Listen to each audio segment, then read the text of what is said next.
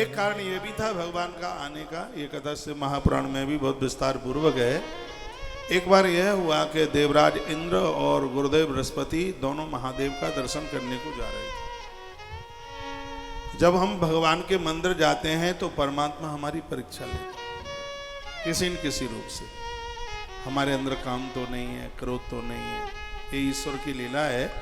जब मंदिर जाएगा भगत तो वो परीक्षा ले लेगा, कोई सुंदर स्त्री बना के तैयार कर देगा। आप मंदिर में जा रहे हैं, सुंदर पुरुष देखकर, सुंदर स्त्री देख करके मन में पाप आ गया तो ऐसा व्यक्ति उस दर्शन का अधिकारी ही कहाँ है।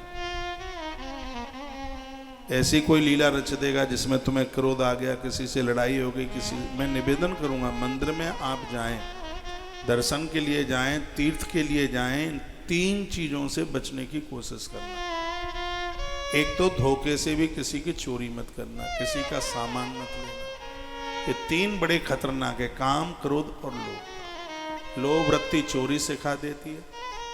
एक क्रोध की व्यक्ति जो हमारे पुण्यों को, क्रोध की वृत्ति हमारे पुण्यों को छीन कर देती है। क्रोध आ जाएगा, आप तो बड़े अच्छे हैं, नहीं तो श्रोता कथा में बैठते ही लड़ जाते हैं। ये जगह हमारी है, कौन ही मारेंगे, कौन ही नहीं, उठा करके पटक भी देंगे। रिक्शे वालों से लड़ जाएंगे, फूल माला वाले से लड़ जाएंगे, चौकीदार से, गेट कीपर से लड़ जाएंगे।